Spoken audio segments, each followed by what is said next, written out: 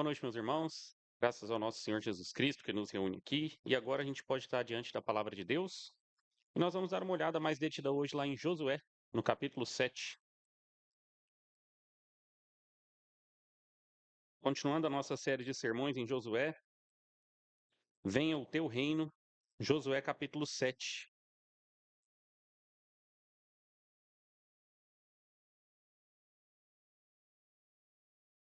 O tema deste capítulo pode parecer um pouco genérico, mas a ira de Deus contra o pecado.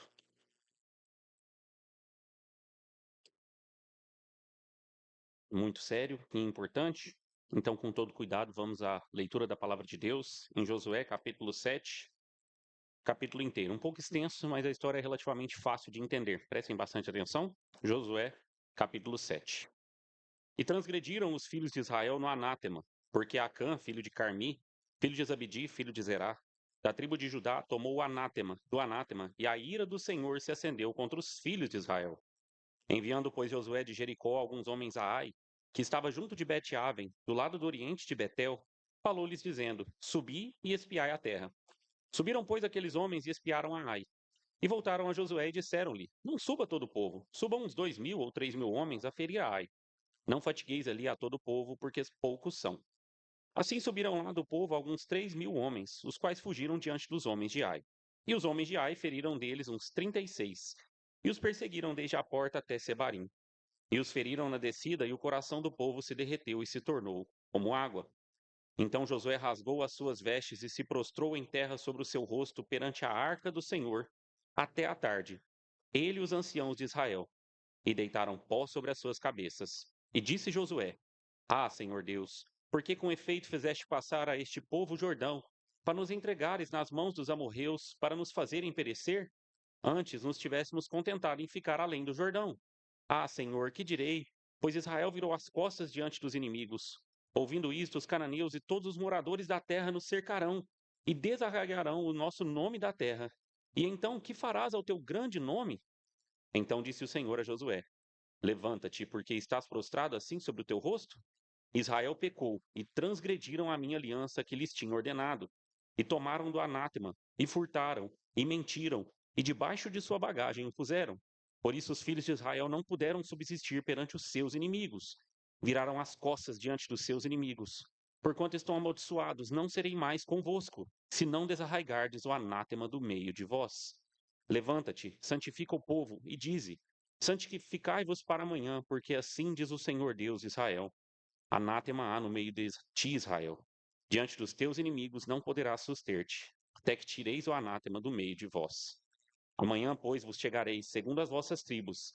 E será que a tribo que o Senhor tomar se chegará segundo as famílias, e a família que o Senhor tomar se chegará por casas, e a casa que o Senhor tomar se chegará homem por homem. E será que aquele que for tomado com anátema será queimado a fogo, ele e tudo quanto tiver, porque quanto transgrediu a aliança do Senhor e fez uma loucura em Israel. Então Josué se levantou de madrugada e fez chegar a Israel segundo as suas tribos, e a tribo de Judá foi tomada. E fazendo chegar a tribo de Judá, tomou a família dos Zeraitas. E fazendo chegar a família dos Zeraitas, homem por homem, foi tomado Zabdi.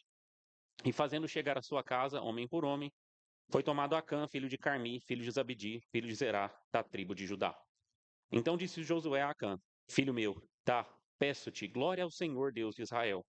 E faze confissão perante ele, e declara-me agora o que fizeste, não me oculteis. E respondeu Acã a Josué e disse: Verdadeiramente pequei contra o Senhor Deus de Israel, e fiz assim e assim. Quando vi entre os despojos uma boa capa babilônica, e 200 ciclos de prata, e uma cunha de ouro do peso de 50 ciclos, cobicei-os e tomei-os. E eis que estão escondidos na terra, no meio da minha tenda, e a prata por baixo dela. Então Josué enviou mensageiros que foram correndo à tenda, e eis que tudo estava escondido na sua tenda, e a prata por baixo. Tomaram, pois, aquelas coisas do meio da tenda e as trouxeram a Josué e a todos os filhos de Israel, e as puseram perante o Senhor.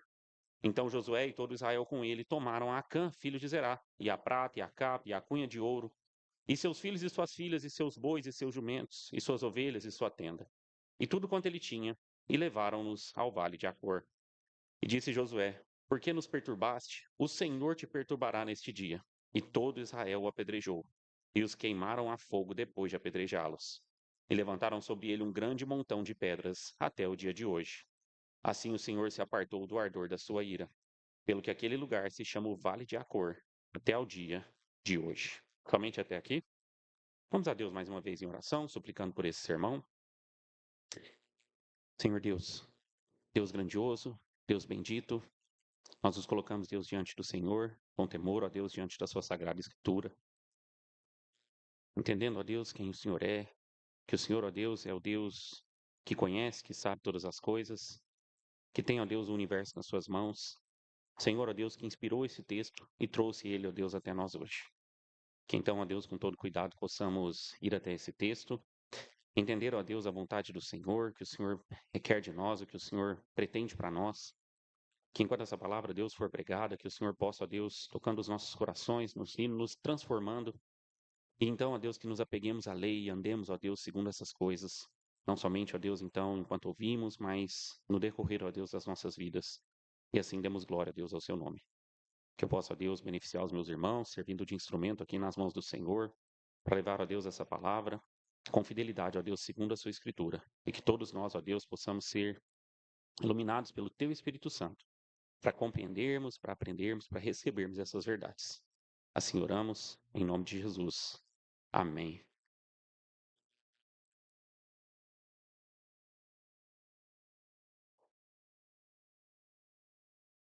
Os irmãos, vocês já devem ter visto ou ido talvez a algum show, ou mesmo, né, nós que somos aí vimos muitas igrejas, né?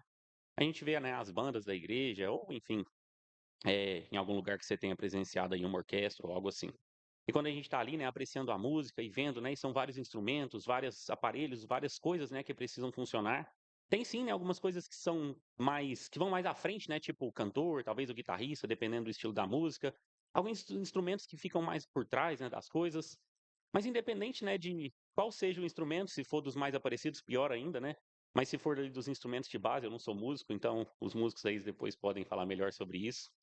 Mas se alguém começa a tocar uma nota ali dissonante, alguém erra, né, o compasso da música, alguém toca algo, né, diferente do que estava sendo projetado, o show, né, a coisa toda ali fica esquisita e percebe-se, né, a dissonância, estragando ali aquela apresentação. Assim também, né, talvez você já foi num balé, numa apresentação de dança ou algo assim, e quando tá todo mundo vira para um lado e uma pessoa só vira para o outro lado, então a coisa toda, né, fica, ah, ao invés de belo, né, e muito útil, enfim, interessante, pode se tornar, né, algo jocoso, feio e triste.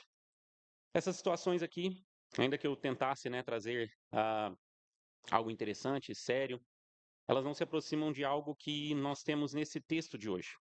O texto, né, como os irmãos viram, um texto claro sobre o pecado de um homem, né, no meio de toda uma nação. Mas um texto, né, que tem no centro, no cerne desse texto, algo que é anunciado desde o primeiro verso. E transgrediram, né, os filhos do Senhor. Mas no final, então, desse primeiro verso, e a ira do Senhor se acendeu contra os filhos de Israel. Transgrediram os filhos de Israel, porque Acã tomou o anátema, e a ira do Senhor veio sobre todo o Israel. Nós estamos aqui diante de um texto duro, que apresenta uma realidade sobre o nosso Deus, sobre um homem, né, que no meio de algo belíssimo, maravilhoso, glorioso, que estava sendo feito, que o Senhor estava, né, junto com um povo, o Senhor, né, conduzia um povo com todo o poder, com toda a glória, fazendo, né, incríveis coisas no meio daquela nação. Mas no pecado de um homem, toda aquela beleza, todo aquele majestoso, né, acontecimento que eles estavam passando, sofreu, né, um problema ali, uma dissonância, e o povo de Israel sofreu por causa do pecado desse homem. Eu quero passar brevemente a, a explicação do texto em geral e depois levantar alguns pontos aqui para a gente poder meditar. Mas para a gente poder entender, né, o texto aqui, a gente precisa entender justamente o contexto anterior. O último capítulo, especialmente o capítulo 6, que faz um conjunto aqui, o capítulo 6, 7 e 8. A gente precisa lê-los junto, entendê-los juntos. É claro que é difícil expor tudo de uma vez, mas quando a gente completar, né, a exposição do capítulo 8 vai ficar bem claro, porque esses capítulos, né, estão juntos e são importantes vermos eles juntos, mas no capítulo anterior, no capítulo 6, o anjo do Senhor, né, no final do capítulo 5, o anjo do Senhor havia aparecido, o próprio Cristo pré-encarnado, e ele deu ordens, né, de como eles tomariam a cidade de Jericó. A cidade central aqui nesse capítulo 7 é a cidade com um nome engraçado, né, para nós, no português, Ai. Mas no capítulo 6 a gente teve a tomada de Jericó. O anjo do Senhor disse, então, olha, vocês vão fazer assim, assim, assim, rodear a cidade 7 vezes e os muros vão cair. E de fato aquilo aconteceu conforme Deus havia predito e conforme Deus havia ordenado. Eles marcharam ao redor da cidade no 7º dia por 7 vezes também. E os muros da cidade caíram, eles entraram, tomaram toda a cidade. Mas Deus havia deixado muito claro: quando vocês entrarem nessa cidade, vocês vão queimar tudo. Vocês vão colocar fogo em todas as coisas, vocês vão destruir tudo que tiver na frente, nada vai sobrar dessa cidade, nenhuma pessoa, nenhum animal. E as coisas que são impossíveis, né, de serem queimadas ou destruídas, elas vão para os tesouros do Senhor. Ouro, prata, né? Objetos nesse sentido deveriam ir para os tesouros do Senhor. Nada será tomado por ninguém porque é anátema. Aquilo está debaixo de maldição. E aquela ainda era a primeira cidade. No anátema, então, né, ali havia o que era a porção do Senhor, que estava reservado para o Senhor para destruição, que o Senhor havia tomado então para si, tal como ele mesmo ordenou então neste capítulo. E a gente tem aqui quase que um mas, né? Em algumas versões, inclusive, traz um mais aqui no começo do capítulo 7, que é os filhos de Israel transgrediram no anátema. E nós ficamos sabendo, então, nos é informado, né, pelo autor, que um homem chamado Acã tomou, né, algumas coisas ali. Vai ser explicado mais adiante o que ele faz, como que ele faz, o que ele toma. Mas por causa disso, a ira do Senhor estava sobre o povo. O texto continua, e o povo de Israel não sabia. Aquilo havia sido um pecado oculto, um pecado escondido. Josué também não sabia daquela situação. E eles marcharam rumo à próxima cidade. Eles estavam conquistando uma porção de terra no meio, mais ou menos, do território de Israel. Uma porção que Jericó era a primeira fortaleza ali. Eles iam subir a montanha, tomar a montanha no meio do território, de modo que depois ficasse fácil deles fazerem investidas para o sul, que é o que eles fazem, para o centro, e depois para o norte. Uma campanha de guerra, né, que seria e foi mesmo muito bem sucedida depois dos acontecimentos aqui dessa situação. Eles tomaram a fortaleza um pouco mais abaixo e iriam tomar a fortaleza um pouco mais acima, cidades fortificadas. E a próxima cidade era essa cidade com esse nome, né? Ai. Mas era uma cidade menor, bem pequena, muito diferente talvez, né, de Jericó. E aí o pessoal, olha, a gente pode chamar só algumas pessoas para ir lá. Então um pequeno exército é movido para lutar contra aquela cidade. E como o texto diz, o exército sofre uma derrota muito feia, terrível, e 36 homens são mortos. Aqui a gente já começa a ver o problema, né, do pecado de Acã, e como a coisa não foi. É muito mais séria pelo que ele faz contra o Senhor, mas como o pecado dele, né, que é julgado de forma tão extrema no final do texto, foi tão terrível para todo Israel. Eles perderam uma batalha, o povo, né, ficou com muito medo, e 36 homens, né, não voltaram para suas famílias naquele dia por causa do pecado desse homem.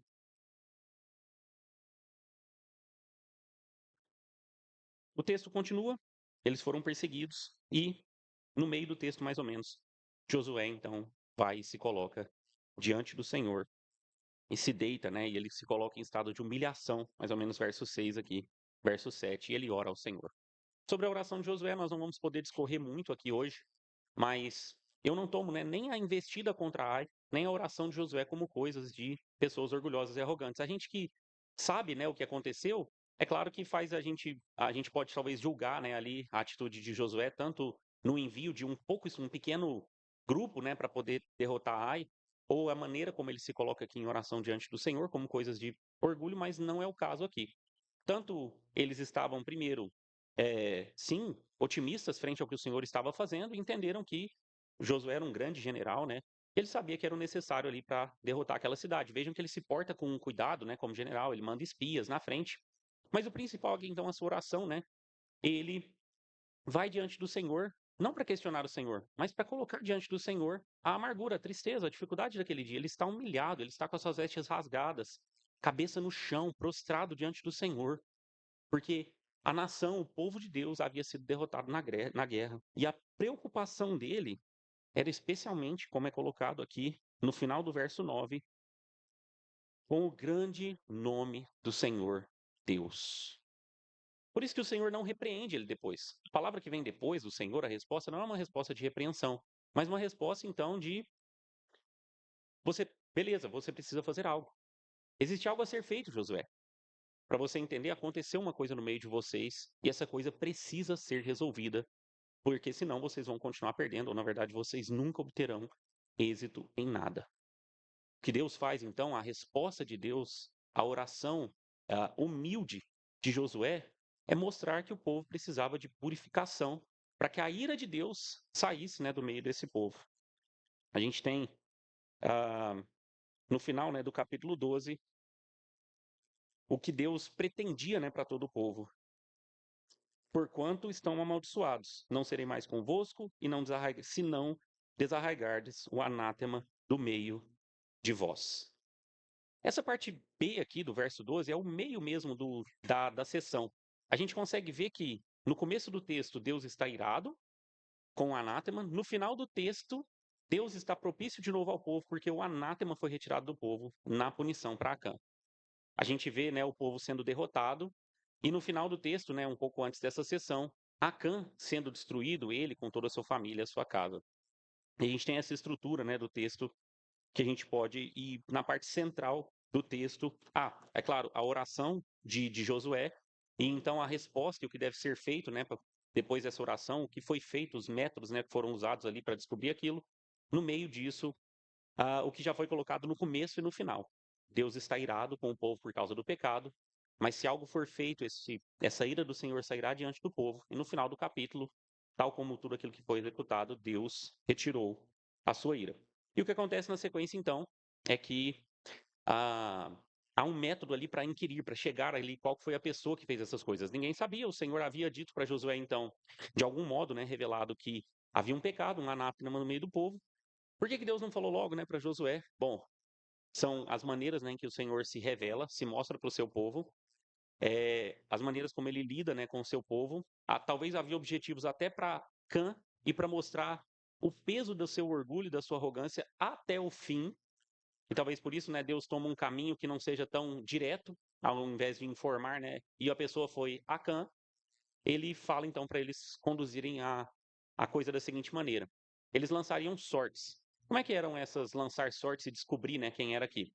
Provavelmente eles tinham um saco com pedras e no meio daquelas pedras, né, eram colocadas pedras brancas, às vezes líderes, né, de cada tribo ou de cada família botavam a mão no saco e tiravam pedras brancas, significando que não eram eles. Mas uma pedra negra ou preta era colocada ali dentro e a pessoa que tirasse isso mostrava que no meio daquela família estava o pecado, no meio daquela tribo, depois no meio daquela família, depois no meio daquele chefe de casa e finalmente poderia chegar até a pessoa em específico, e foi assim que foi feito ao longo, né, de toda essa inquirição aqui.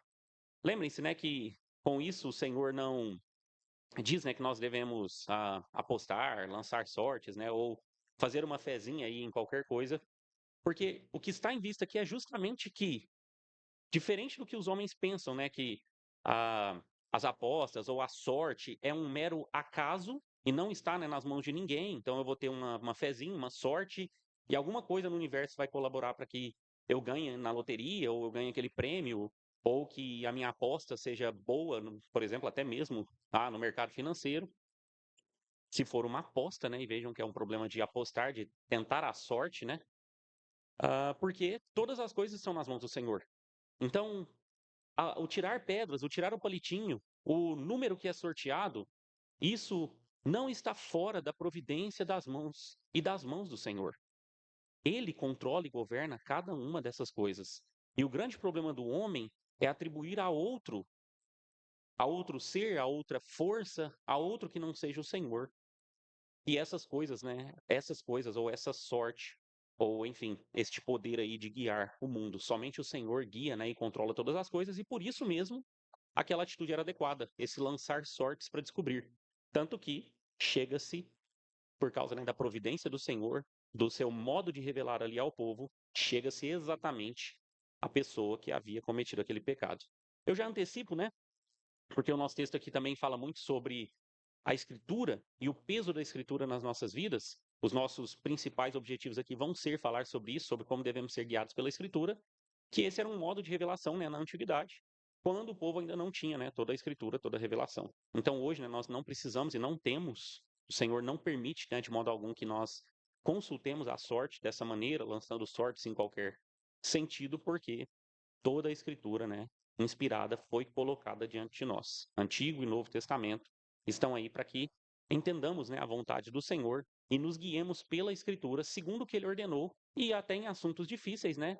O Senhor não diz exatamente, foi o fulano que pecou, mas Ele coloca, então, meios, né, para julgar, tribunais eclesiásticos, coisas que nós vimos, inclusive, no dia de hoje, que se estabelecem na igreja, para lidar com uma celeuma na igreja, para lidar com uma celeuma fora da igreja, ou seja, como for.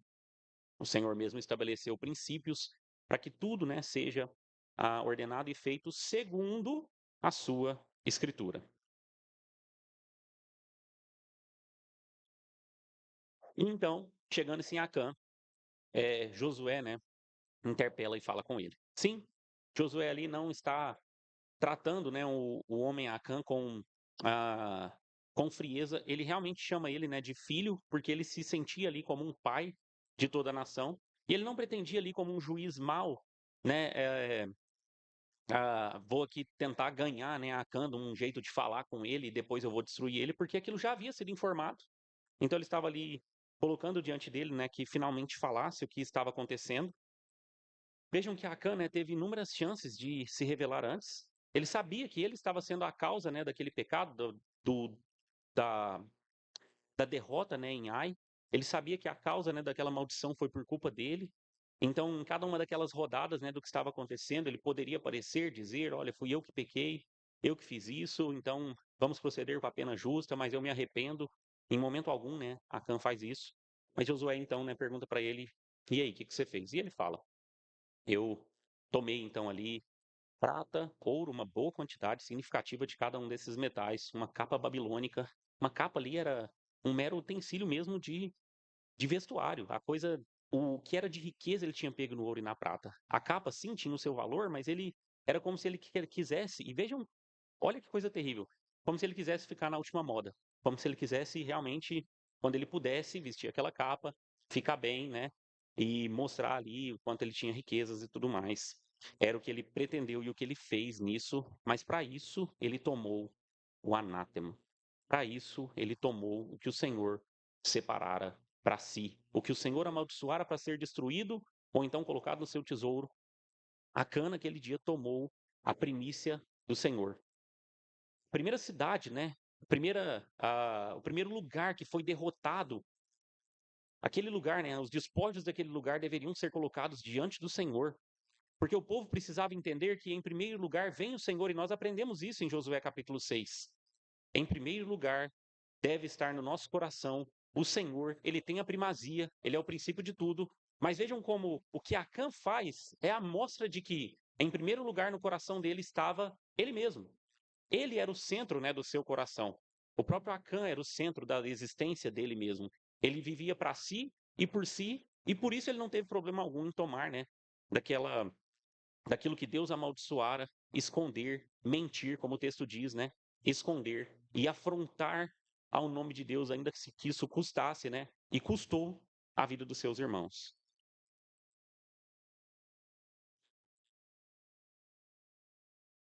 Finalmente, então, é dada, né, a punição, a sentença que Deus mesmo exigira. Que aquele homem, né, fosse morto junto com a sua família e todos os seus bens destruídos conforme havia sido feito com Jericó. De fato, assim é feito, eles são queimados, apedrejados, aquele despojo, né, é colocado no meio daquele montão de pedras para que ninguém pensasse também em pegar aquele ouro e aquela prata, né, nunca mais, entulhado no meio daquilo tudo, foi feito assim, né, com a, o perturbador de Israel.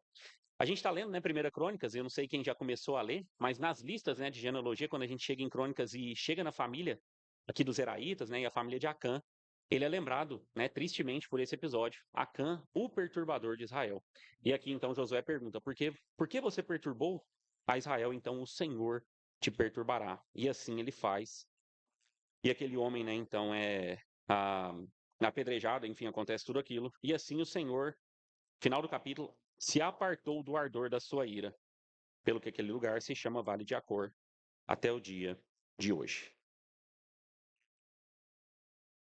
Uma outra coisa aqui que coloca peso, né, no pecado dele, vejam que ele tinha propriedades, ele tinha tenda, propriedade, ele tinha animais de vários tipos, ele não era um homem pobre. A intenção dele era realmente, né, ficar mais rico e poder usar aquilo quando eles entrassem, né, em Canaã, então de alguma forma aquilo beneficiá-lo. Vejam que é bem estúpido mesmo e arrogante e, enfim, orgulhosa a atitude dele. Mas eu gostaria então aqui de, como a gente demorou bastante, né, nisso para tentar entender um pouco do texto e relembrar e marcar isso na cabeça de vocês, nós vamos trabalhar hoje em dois pontos, mas que subdividem em alguns vários outros, mas eu espero que marcando bem esses dois pontos, isso fique gravado no coração de vocês e vocês se lembrem, né, desse sermão.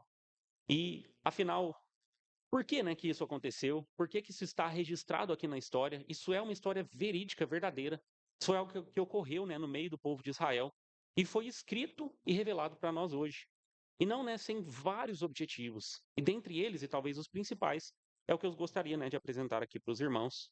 No primeiro ponto, que é o nosso Deus exige santidade. Ou ainda, né, a gente poderia dizer isso de outro modo, a aliança de Deus com o seu povo é uma aliança santa. Em segundo lugar, um segundo ponto que eu vou enunciá-lo aqui como uma pergunta, por que o pecado oculto de Acã afetou a todo o povo? Então nós queremos falar sobre a santidade exigida pelos aqueles que estão na aliança de Deus e por que o pecado de Acã prejudicou toda a nação. Vamos falar então sobre o primeiro ponto e eu vou discorrendo aqui. Eu espero que os irmãos sejam edificados por isso. Primeiro, então, ser santo será sempre uma prerrogativa da aliança de Deus. Se nós pecamos debaixo da aliança, nós estaremos debaixo da ira do Deus Santo, que é fogo consumidor. Como o autor de Hebreus coloca, e aqui eu já lanço, né, mão do Novo Testamento, lá em Hebreus, no capítulo 12, o nosso Deus é fogo consumidor. Citando Deuteronômio, capítulo 9. Paulo, né, nos lembra também, Paulo nos lembra aqui que, tendo recebido o reino, retenhamos a graça pela qual servamos agradavelmente, com reverência e piedade, porque o nosso Deus é fogo consumidor. Hebreus capítulo 12, versos 28 e 29. Vocês, membros da igreja, na nova aliança, e aqui eu já lanço mão mesmo de um texto do Novo Testamento, para dizer, né, que nós estamos debaixo de uma e da mesma aliança, e o autor de Hebreus e Paulo está justamente trazendo isso para as pessoas, o que muitas vezes é confundido ou tentado, né, ser confundido ali no livro de Hebreus, mas que está bem claro que ele está mostrando que é uma e a mesma aliança que Deus fez tanto com os nossos irmãos no passado, quanto nós, né, na era da igreja, nos nossos tempos, uma aliança de graça que Deus fez, né, com o seu povo, com os nossos irmãos, como eu disse, e conosco hoje, com a sua igreja.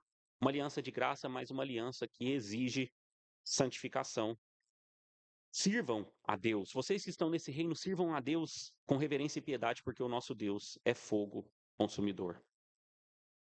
O apóstolo está trabalhando no capítulo 12 de Hebreus que, por causa dos nossos privilégios da nova aliança, para nós o peso é ainda maior por estarmos debaixo dessa aliança. Nós devemos, então, ter mais cuidado ainda com a santificação. Por que eu já estou trazendo isso logo no começo? Para que nós entendamos que vocês entenderam o peso desse capítulo 7 de Josué, a seriedade com que Deus trata o pecado e até mesmo prejudicando e trazendo, né, dificuldades para todo o povo de Deus por causa do pecado de um homem? Pois é, isso é muito mais sério na nova aliança, segundo o apóstolo Paulo, em Hebreus capítulo 12. Vocês chegaram a Jerusalém Celestial. E isso tem um peso maior ainda, porque agora vocês têm claro diante de vocês a obra de Cristo Jesus. Antes, né, expressada assim claramente, mas em sombras, agora perfeitamente reveladas. O que Cristo Jesus fez por vocês e como vocês graciosamente foram inseridos nessa aliança. Portanto, muito cuidado. Porque o nosso Deus, que é o mesmo e um só, da antiga aliança, da nova aliança, ou seja, de toda a história da humanidade, é fogo consumidor. Nós não podemos, né, pensar que Deus é como um pai, ou às vezes chamado assim, né? E um pai não deve ser assim, mas às vezes ele é referenciado dessa forma, né? Um pai que ama de uma forma que ele fecha os seus olhos para o pecado, e nós podemos fazer qualquer coisa, né? Que ele sempre será, né, um pai, e nunca perderemos os nossos privilégios ou nunca sofreremos sanções. Vejam que nós mesmos conseguimos pensar que isso não é um bom pai, né? Até um pai humano, um bom pai, ele lida com seus filhos, ele é, ah, não, ele pune sim os seus filhos, ele traz correção para os seus filhos, Quanto mais é o nosso Senhor que não agiria. Será que não agiria, né, dessa maneira? Mas alguns, né, têm a audácia de referenciar assim ao nosso Deus. No mesmo capítulo 12, né, o apóstolo está dizendo que sem santificação ninguém verá a Deus. A santidade, o andar, né, nos caminhos do Senhor, e santidade é precisamente, né, ser santo é cumprir a lei, separado para cumprir essas coisas, para fazer a vontade de Deus, para seguir segundo os seus mandamentos. Quem não for assim, não verá a Deus. É a maneira, né, como o apóstolo coloca. Em Pedro, né, em 1 Pedro capítulo 1, verso 16, que nós vimos, né, com o pastor Jim, sede santos, porque eu sou santo, citando Levítico, mostrando, né, que os dois testamentos são uma e a mesma coisa e que nós estamos debaixo da mesma lei e que as exigências de Levítico são as mesmas exigências do Novo Testamento, sede santos, porque eu sou santo. O nosso Deus é santo e ele exige santidade. Cuidado com o nosso Deus, que é fogo consumidor. Essa questão é muito séria e aqui, né, nós já temos muito para pensar e já seria talvez o suficiente, né, para nós irmos às nossas casas preocupados, aflitos, né, sim, por isso. É claro que essa aflição, essa preocupação com a santidade, uma vez que entendemos que somos pecadores, nascidos em pecado, que estamos debaixo, né, do pecado de Adão e que nós cometemos, né, muitas vezes coisas terríveis. O que nós devemos fazer então é diferente do que nós vamos ver, né, que nós vimos, né, que Acã fez. O que nós devemos fazer é correr para os braços, né, e para os pés do nosso Senhor, com uma muito mais com a postura, né, de Josué, de humilhados, então, nos colocarmos diante do nosso Deus em contrição, em perdão. Porque se a exigência é essa, quem pode então salvar-se? Para os homens isso é impossível, como nós vimos, né, na última semana. Mas para Deus tudo é possível. Acho que eu me confundi, eu vi isso num sermão que eu vi. Mas para Deus, Mateus, né? Para Deus tudo é possível. Por que em Deus isso é possível? Porque em Deus nós somos, né, alvo da graça de Deus, da obra de Jesus Cristo. E então, por causa de estarmos revestidos do sangue de Jesus Cristo, para aqueles que se arrependem dos seus pecados, tomam Jesus como seu Senhor e Salvador. Então, o sangue dele está sobre eles e esses são santificados pelo poder do sangue de Jesus Cristo. E essa é a única maneira não de estarmos diante do nosso Senhor. E o apóstolo Paulo, né, na Epístola aos Hebreus, está falando o tempo todo sobre essa confiança de, por causa do sangue de Cristo, então nós podemos nos chegar a Ele. Somente por isso. Porque Ele exige santidade e Ele continua exigindo, e não é diferente no Novo Testamento. Mas nós só podemos fazer isso se realmente estivermos arrependidos e se realmente estivermos diante de Cristo. Quem pode, né, então, sair pecando deliberadamente e achar que pode, né, confiar no sangue de Cristo Jesus? Sem arrependimento, então dizer que tá tudo bem, Jesus morreu por mim, então eu faço qualquer coisa no mundo e vou diante de Deus como se nada tivesse acontecido, para pedir, para louvar, para adorar. Isso não será isso não será recebido, né, pelo Senhor. Um segundo ponto aqui, né, em primeiro lugar, a gente vê que ser santo sempre foi uma prerrogativa dentro da aliança, dentro deste grande ponto, né, que a aliança de Deus exige santidade, ser santo sempre foi uma obrigação e continua sendo. Nós vemos, né, que, ah, em segundo lugar, Deus vai guardar o seu nome santo.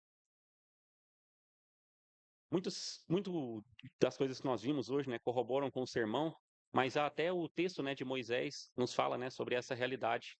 Deus tem zela, né, pelo seu nome. Deus tem cuidado com o seu nome.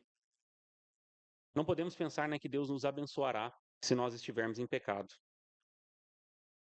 Que nós estamos debaixo da aliança, então independente do que fizermos, ah, eu sou da igreja, então não importa, né, o que eu faço. Talvez, né, alguns pensem de uma maneira individualista, meu corpo, minhas regras, ou eu faço o que eu quiser da minha vida.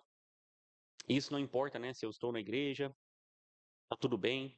Eu sou filho de Deus, Deus é meu pai, e ele não vê, né, essas coisas. Os judeus do tempo de Cristo pensavam assim. Eles pensavam, né, porque eles eram filhos de Abraão, então eles podiam, né, proceder de qualquer maneira, porque eles não seriam, né, desarraigados. Agora sim, né, nós vimos que essa vinha, né, foi cortada. Esses ramos, né, foram tirados, porque não davam frutos. E sim colocados, né, na videira, ramos verdadeiros, ramos enxertados. Porque não é, né, o ser da igreja, ou o ter sido batizado, ou então o ser filho de Abraão, que fará diferença. Mas são aqueles que são verdadeiramente, né, arrependidos, que são alvos, né, da misericórdia de Cristo, que estão no coração, né, debaixo da aliança. Deus não vai tolerar, né, que o seu nome seja blasfemado tanto no meio dos inimigos quanto também no meio do seu povo. Aquele povo de Jericó, da qual somente Raabe, né, que abandonou aqueles pecados, pôde sair fora disso. Aquele povo de Jericó que ia contra Deus, que era contrário a tudo que Deus tinha de bom, né, nesse mundo. Assassinos, idólatras, prostitutos, né? Eles foram destruídos pelo zelo, né, do Senhor para com seu próprio nome, com a santidade.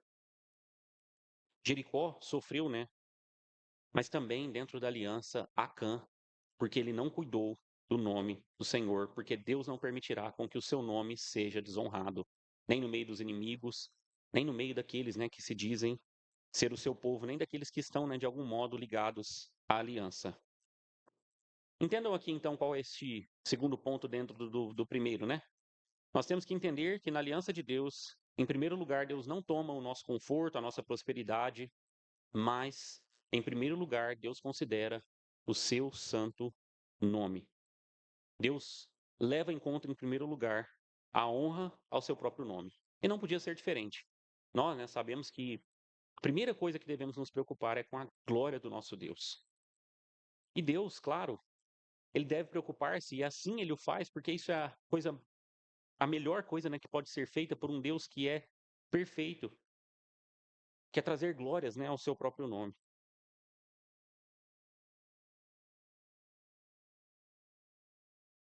Manifestar, né, a glória do Senhor, que é excelsa, é a coisa mais sublime, importante, gloriosa que o Senhor deve fazer, que o Senhor faz e que nós, né, também devemos fazer.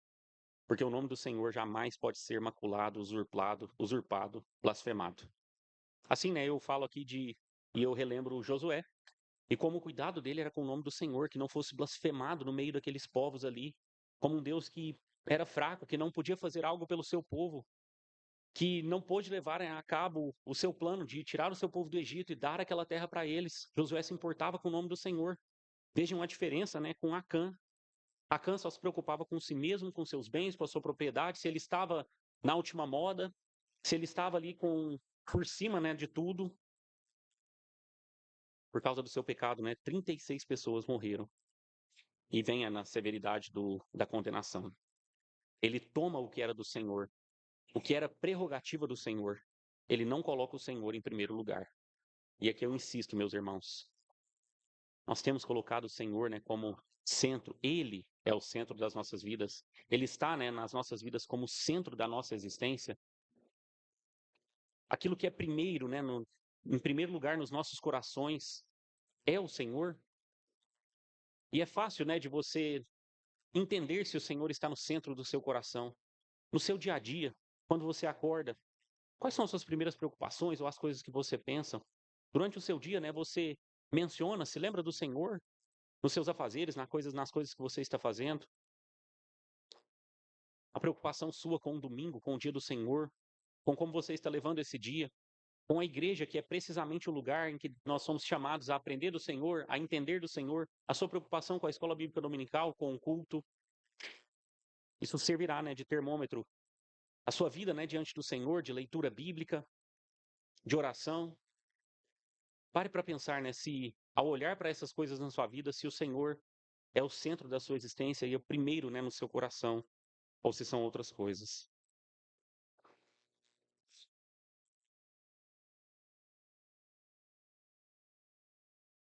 Importa, em primeiro lugar, então, honrar e glorificar ao nome do Senhor. Importa, em primeiro lugar, assim como nos é ordenado no Novo Testamento, agradar a Deus e não aos homens. Esse texto, né, e eu vou tentar chegar lá no dia de hoje, fala assim, né, sobre a questão da disciplina, sobre as sanções eclesiásticas, sobre a seriedade do povo de Deus lidar com o pecado que acontece dentro da igreja. E aqui tem mais a ver com o segundo ponto, mas eu lanço mão disso agora, para dizer que muitas pessoas, né, questionam o que às vezes foi feito aqui na nossa igreja, ou inclusive é feito, né, a seriedade com que nós levamos as sanções eclesiásticas, a disciplina. Algumas pessoas já disseram a mim, né, que não voltarão na nossa igreja porque não entendem que isso é algo interessante, isso é alguma coisa retrógrada, muito esquisita. Como é que pode, né, vocês disciplinarem uma pessoa, ou pior ainda, acabar excluindo alguém, tirando essa pessoa do hall de membros? É muito triste, eu me entristeço muito. Nós gostaríamos, né, que essas pessoas, essas inclusive, mais de uma, estivessem aqui no nosso meio, mas importa muito mais agradar e glorificar ao nome de Deus. Esse tem sido o compromisso da nossa igreja e a maneira, né, como nós temos feito as coisas aqui. E infelizmente, né, se este for o resultado, na verdade, felizmente, porque nós estamos dando glória a Deus. Vejam que a preocupação é a glória do nome do Senhor. Vejam que em muitas orações, né, que são feitas por aí, as pessoas repetem, né, que o seu nome seja glorificado. Isso é muito bom e deve ser assim mesmo. E aqui na nossa igreja eu também repito isso muito, isso está comumente, né, nas minhas orações, que o nome de Deus seja glorificado, que o seu nome seja honrado. Mas isso não pode ser só da boca para fora. Que adianta dizer, né, que o nome de Deus seja glorificado. Mas são pessoas que vivem, né, como eu disse, meu corpo, minhas regras, que vivem as suas próprias vidas e pouco importa. Pessoas, né, que não se preocupam que a disciplina, tal conforme a Escritura revela nas páginas do Antigo e do Novo Testamento, seja aplicada e colocada. Glorificar a Deus exige, né, é muito mais sério, mais profundo e exige atitudes que frouxos, né, como Acã, que só se preocupam com seu bem-estar, não poderão fazer. Mas a igreja é chamada a ter coragem, a ter hombridade, a independente, né, do que pareça que os homens podem fazer, a seguir glorificando a Deus. Um terceiro ponto deste primeiro e o último aqui dessa primeira parte, a aliança que exige santificação. O julgamento de Deus vem para santificar e purificar o povo de Deus. Israel chegou sim, né, a ser derrotado. Foi uma derrota terrível. Sim, Josué tinha em vista ali que aquilo podia desmoronar, né, o coração dos homens e trazer, né, consequências terríveis do levante, né, de Canaã contra dos cananeus contra os israelitas. Poderia ter chegado a essas consequências mesmo, mas uma vez que houve purificação no meio do povo de Deus, então aquele povo foi abençoado e seguiu, né, ah, seguiu como se nada tivesse acontecido. E tudo correu bem daqui em diante para todo o povo de Israel. Por quê? O julgamento de Deus veio e o povo foi derrotado em Ai para que o povo pudesse ser purificado. Não tinha como eles saberem, né, o que aconteceu com Acã, mas Deus fez um modo, né, de que aquilo fosse trago à tona, que aquilo fosse revelado na derrota do povo. Muitas vezes, então, né, na ruína, na dificuldade, nas lutas que a igreja passa, são reveladas, né? São trazidas à tona coisas que não deveriam estar no meio da igreja. Pecados ocultos, talvez, de pessoas, ou práticas, né, que a igreja não deveria estar fazendo, práticas conjuntas, ou, como eu disse, de uma pessoa só. Mas Deus traz isso à tona para que a igreja possa trazer para que venha a purificação, para que a igreja possa atuar lidando com aquela pessoa que está com aquele pecado, com aquele problema, ou para que algo seja mudado, né, como eu disse, na estrutura e em toda a sociedade. E é claro que nisso nós vemos a misericórdia de Deus. Sim, na derrota do povo em Ai, nós vemos a misericórdia de Deus para com todo o seu povo, para que Israel não fosse destruído, para que o seu nome não fosse blasfemado, para que tudo não perecesse. Deus trouxe um juízo de modo que eles pudessem lidar com aquele pecado de Acã. Isso é misericórdia de Deus. Isso é cuidado do Senhor, sim. Às vezes Deus traz aflições, dificuldades, derrotas mesmo, para que o seu povo, né, se atente ao que é mais importante, que é dar glória a Deus. Deus só pode fazer isso e Deus só faz isso por causa de Cristo Jesus, o cabeça da igreja, aquele que ele mira quando ele olha para a sua igreja, ele vê a Cristo. Então, por causa do seu amor, amor de Deus ao Filho, ele ama a igreja e cuida dessa igreja e tem misericórdia dessa igreja. E aí sim, como um pai, ele traz correção, auxílio, ele lida com essa igreja, faz com que ela se encaminhe para o lugar correto e então possa vencer a guerra, guerrear e vencer, e não somente, né, meras pseudo-batalhas. O nosso tempo vai apertado, mesmo assim eu gostaria de expor aqui brevemente este segundo ponto do sermão, que é por que o pecado oculto de Acã afetou a todo o povo. Nós vamos falar disso brevemente, lembrando aqui que no nosso primeiro ponto, nós falamos de que, como a aliança de Deus com o seu povo é uma aliança santa, nós falamos então que prerrogativa de santidade sempre fez parte da aliança, tanto no Antigo quanto no Novo Testamento. Em segundo lugar, nós vimos que Deus vai guardar, sempre guardou e fará, né? Então guardará o seu nome santo. Em terceiro lugar, nós vimos que o julgamento vem para santificar o povo e para dar glórias ao nome de Deus. E agora, no segundo ponto, nós vamos ver por que o pecado de Acã afetou a todo o povo. E a pergunta vem porque, ora, um homem pecou e toda a nação então foi condenada, e 36 homens morreram por causa do pecado desse homem, e eles correram, né, um risco enorme aqui então no meio de Canaã. Isso não é injusto? É até difícil falar assim, né, injusto da parte de Deus? A primeira coisa é que, para a gente chegar a mencionar isso, né, falar que alguma coisa é injusta da parte de Deus, você tem que estar meio doido, porque seja lá o que o Senhor faz, é o melhor que pode ser feito. É, a vida de cada um dos homens, né, está nas mãos dele. Deus tem, né, a vida e a morte nas suas mãos. Ele, como a gente leu, né, no Cântico de Moisés, ele fere, ele mata, ele faz viver. E não é injusto que Deus lide com a vida de qualquer homem conforme ele queira, porque são suas criaturas. E mais, cada um dos homens, né, está em pecado e é concebido em pecado, e o que o homem, né, merece por causa do seu pecado é a morte, e não só a morte física, mas a morte eterna. Então, se ele o faz, e às vezes a gente também vê a seriedade da punição para Acã, né, e como toda a sua família foi destruída, e nós pensamos, espera, não é injusto também, né, isso? A resposta aqui é a mesma, e as considerações também são as mesmas, né?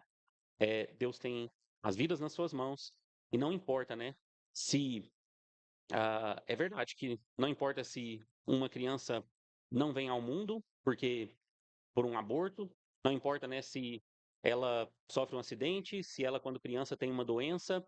Sim, para cada uma dessas coisas e em tudo isso, como eu disse, não existem sortes, né, nesse mundo ou outras forças que competem com o Senhor. Cada uma dessas vidas está nas mãos do Senhor. E horas nós sabemos que o Senhor pode vir sim com juízo para qualquer uma das pessoas do mundo, e com a vida nas mãos, ele pode levar essa vida.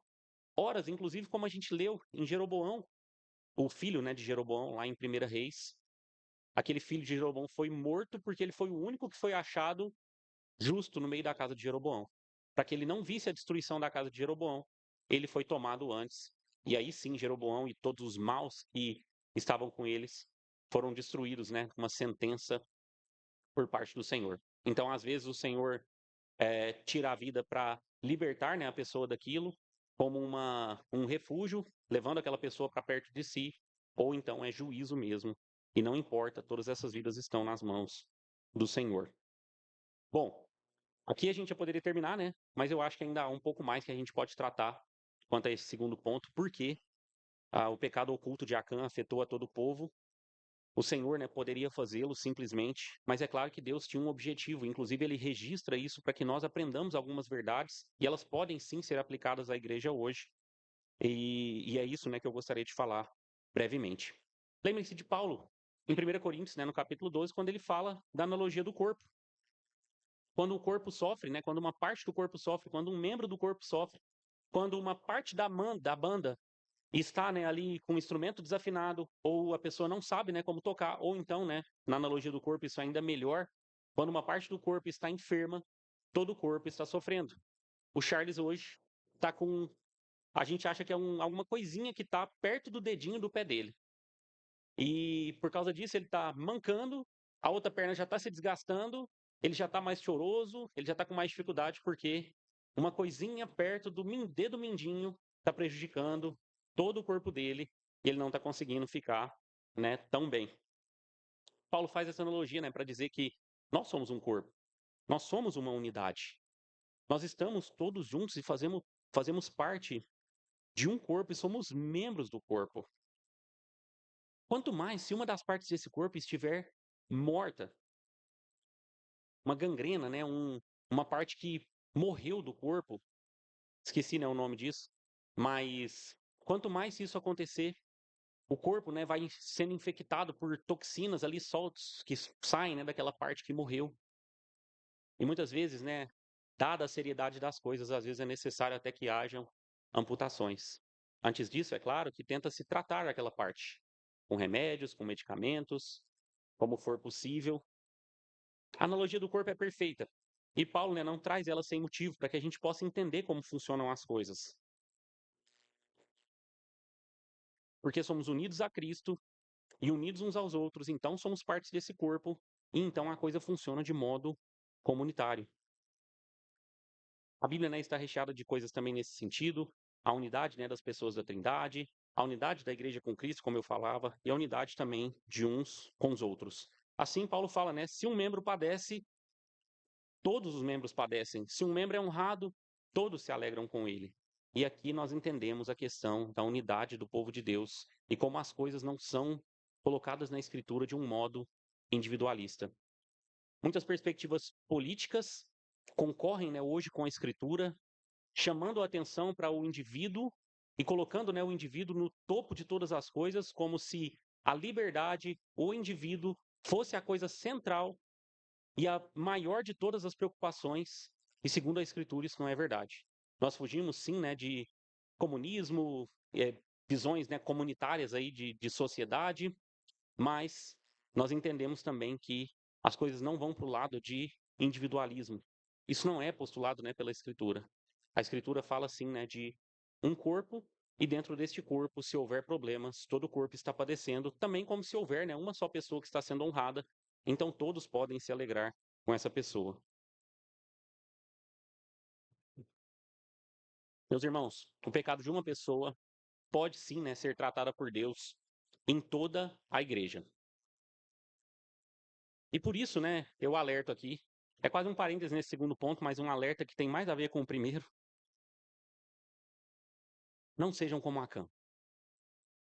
Se você tem um pecado oculto, você sabe o que pode estar acontecendo, o que você está fazendo. Ouça, né, os textos de repreensão que nós lemos hoje. Pense sobre isso. Há uma necessidade, há uma seriedade na santificação, uma preocupação enorme que você deve ter com isso, pelo seu bem, pelo bem de toda a igreja, de todo o povo de Deus. Uma necessidade urgente de você abandonar esse pecado oculto. Nós vimos, né, em Eclesiastes que não há coisa, né, que não vai ser revelada, não há coisa que vai ser colocada diante de todos pelo Senhor. Deus há de revelar. Acã, como eu disse, teve muitas chances de dizer: fui eu sou o problema, eu assumo as consequências. Que o povo, né, saia livre, Deus tire a sua mão. Nós temos, né, a chance hoje, sim, de tal como lemos, né, em Provérbios, de confessarmos o nosso pecado e então alcançarmos misericórdia. De outro modo, sofrer, né, as consequências. A gente, eu ainda quero tentar falar de disciplina hoje, mas por isso a questão da disciplina é tão séria, né? Nós vimos aqui na nossa igreja mesmo, em exemplos, né, na nossa comunidade, pessoas que vieram, confessaram seu pecado. E aí, gente, é claro que tem pecados mais graves, que são casos de disciplina, ou pecados menos graves, que não são, mas qualquer um deles precisa ser, se seja, né, enfim, pecados ocultos, precisam ser colocados diante do Senhor, confessados. Tal como Davi, né, no Salmo, se não for confessado, aquilo te corrói, te destrói e pode destruir também toda a igreja. Então é preciso confessar em primeiro lugar diante do Senhor e então entendendo, né, a gravidade disso, levar isso, né, talvez para uma pessoa que possa te ajudar com conselho ou, dependendo da gravidade, levar diretamente então aos pastores. E nós vimos, né, na nossa igreja pessoas que confessaram pecados até muito graves, pecados ocultos que também a gente provavelmente nunca conseguiria saber, mas a pessoa confessou e aquilo foi tratado e a pessoa voltou à comunhão e aquilo foi maravilhoso para a igreja e foi benéfico para a pessoa, para a igreja e Deus trouxe bem. Assim como também tiveram pessoas que tentaram esconder até o fim, mas Deus não deixou sem revelar. De algum modo, sempre Deus traz à tona, conforme, né, Eclesiastes nos revela. Então nós vimos, né, coisas que estariam ocultas a qualquer um de nós, trazidas à tona pelo nosso Deus. E pessoas, então, né, e essas normalmente, o que mais acontece nesse caso de deixar chegar até o fim, são como Acã mesmo e acabam tendo, né, que ser tiradas da igreja pelo seu orgulho, pela sua arrogância. Lucas, né, capítulo 12, 3, as coisas feitas nas escuras serão tragas à luz. Ananias e Safira, né, no Novo Testamento. Mais uma vez, páginas do Novo Testamento, seriedade de Deus. Não com os bens, porque não é isso que Deus estava preocupado ali, né, no caso de Ananias e Safira. Eles podiam vender a propriedade, guardar o dinheiro para si, dar uma parte para a igreja, mas o problema é porque vocês mentiram para o Espírito Santo. Porque vocês têm sido orgulhosos e arrogantes. Deus lida com a igreja como uma comunidade, com um corpo. Se uma parte padece, todo o corpo sofre. Não sejam como Acã. Sejamos cuidadosos, então, com a nossa santificação. Pelo bem do povo de Deus, pela glória do nome do Senhor, pelo bem, né? Pelo amor dos seus irmãos. Sim, né? Como vimos na última semana, por amor dos meus amigos, por amor dos meus irmãos. Amor maior, né? Que é cuidar um dos outros. Não pequemos, ou cuidemos, né? Então, de abandonar os nossos pecados. E se for preciso ajuda, peça. Peça ajuda a irmãos, aos seus pastores. Eu vou finalizar somente lembrando os irmãos de 1 Coríntios capítulo 4 e 5. Lembrem que o apóstolo Paulo ali fala que, ele mesmo fala, é um dos textos que fala que o Senhor virá e trará luz às coisas ocultas das trevas e manifestará os desígnios do coração. 1 Coríntios capítulo 4, verso 5. Então cada um receberá o louvor de Deus. Mas mais pro final do capítulo 4, ele fala ali pro povo, vocês vão lembrar, né, do que é o capítulo 5, eu já vou anunciar, mas mais pro final do capítulo 4, ele fala, vocês se ensoberbeceram, vocês estão arrogantes, vocês estão orgulhosos. Por quê? 1 Coríntios capítulo 5, verso 1. Porque nem no meio dos ímpios, dos pagãos, se nomeia coisas que acontecem como na igreja de vocês. Um filho se deitando, né, com a mulher do seu pai. Paulo está apontando que na igreja de Coríntios, né, ali no capítulo 5, havia pelo menos um homem, talvez mais pessoas, né? Pessoas que estavam ali com pecados escandalosos sexuais terríveis no meio da igreja, e eles com orgulho pensavam que estava tudo bem. Paulo estava dizendo: a igreja vai enfermar por causa disso. E ele continua o capítulo dizendo: vocês não sabem que um pouco de fermento leveda toda a massa? Vocês estão loucos? Isso vai trazer problemas para toda a comunidade porque vocês sabem o que esse cara está fazendo. Seja lá qual era a importância desse cara, por algum motivo eles não tinham tirado ele da igreja. E o que ele disse é: eu vou aí, e vocês estão orgulhosos achando que eu não vou, mas eu vou e quando eu for. E agora mesmo ele, né, já antecipa, ele fala que ele vai trazer à luz, né, todos aqueles pecados, mas no capítulo 5, isso final do capítulo 4, mas no capítulo 5 ele fala: eu esconjuro vocês, eu chamo a atenção de vocês, e vocês, em nome do Senhor Jesus Cristo, tirem esse Nico da igreja para que ele seja entregue a Satanás. E quem sabe, né, a sua alma, então, possa, né, ser purificada e vá para o Senhor, mas o seu corpo seja entregue a Satanás para que ele padeça.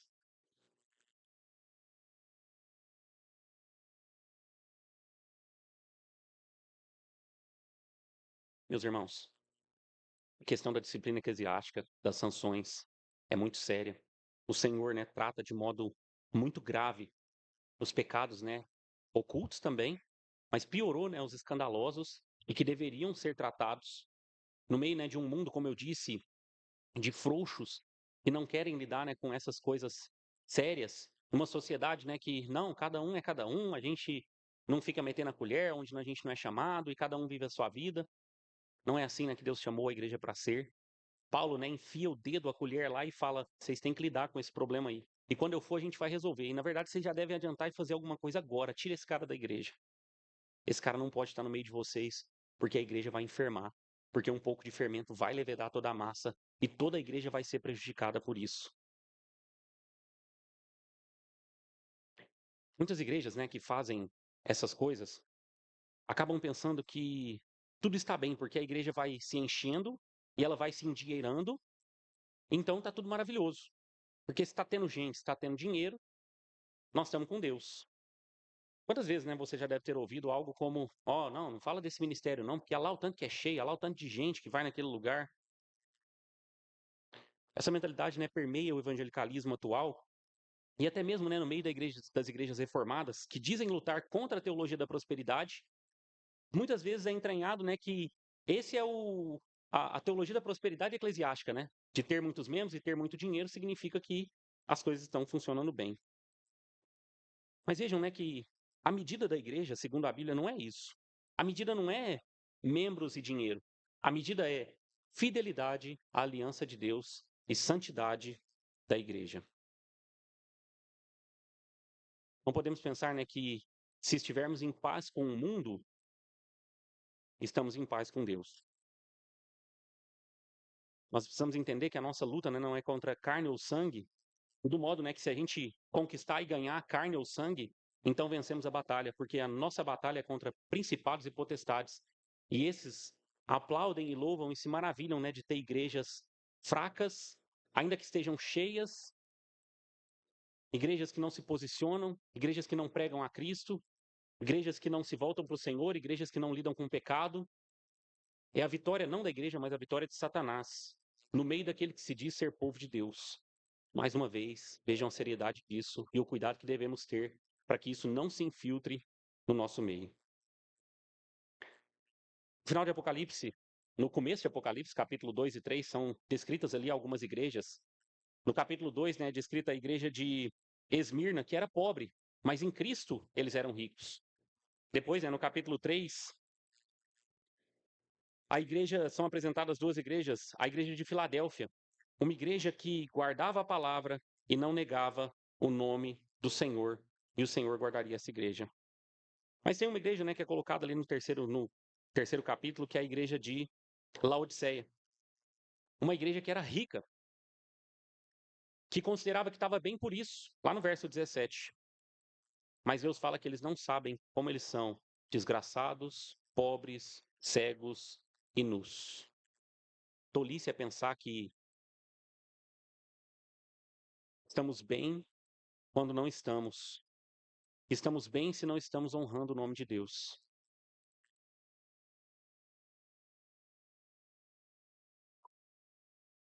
Muito poderia ser dito, mas eu acho que não é suficiente. No capítulo 8, nós vamos ver que, após tudo isso, veio a vitória do Senhor. Deus trouxe vitória para o povo na medida em que eles lidaram com o pecado. Então veja a seriedade que nós temos de tratar do pecado hoje no nosso meio, porque o Senhor certamente trará vitória. Nesse caso, sim, ele trará prosperidade, bonança, paz no meio do seu povo, assim como ele mostrou ali para Israel nos capítulos, né, apresentados ali no capítulo 6, 7 e 8 de Josué. Somente um povo que tem fé e fidelidade à aliança verdadeiramente poderá conquistar o mundo, ver vir o reino, né, de Cristo, né, ser apresentado e mostrado para todos os homens. Os arrogantes, os orgulhosos, não herdarão os reinos dos céus. Somente, né, então, aqueles que entendem que são pobres, fracos, que descem do seu pedestal, da sua arrogância, que ao invés de esconder os seus pecados e segredos, colocam diante do Senhor e se arrependem, esses sim serão transformados e verão, né, a prosperidade, a bondade, a vitória no Senhor. Vamos orar mais uma vez?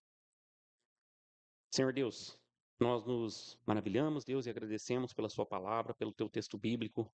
Como o Senhor, ó Deus, fala conosco e se revela. Obrigado, ó Deus, pelo seu cuidado, pelo seu amor, ó Deus. Ainda, Deus, que de um modo duro tenhamos que ver isso, de um modo sério, ó Deus, e grave. Que bom, ó Deus, que o Senhor nos aponta, nos chama a atenção, ó Deus, para que não pequemos, para que possamos, ó Deus, honrar o seu nome, que é a melhor coisa que podemos fazer. E assim, ó Deus, desfrutar também das melhores coisas desse mundo. Dessa forma, ó Deus, alinhados com o Senhor, honrando o seu nome, glorificando o seu nome, vivemos sim, Deus, o melhor do Senhor para nós e o Senhor tem o melhor para nós. Por favor, ó Deus, liberta essa igreja, ó Deus, do pecado, da corrupção. Traz, ó Deus, à tona pecados ocultos. Que homens, ó Deus, aqui corajosos se apresentem, ó Deus, confessem, deixem os seus pecados, se apresentem diante do Senhor. Que essa igreja, ó Deus, seja marcada por aquilo, ó Deus, que mais importa. Agradar ao Senhor, ó Deus. Por aquilo, ó Deus, que mais importa. Glorificar o seu nome. Que essa seja a marca, ó Deus, distintiva dessa igreja. Que assim, ó Deus, possamos seguir fielmente toda a sua palavra e toda a sua escritura e verdadeiramente, ó Deus, glorificar o seu nome. Assim oramos por meio do nosso Senhor, Salvador, bendito Jesus Cristo, nosso Senhor. Amém.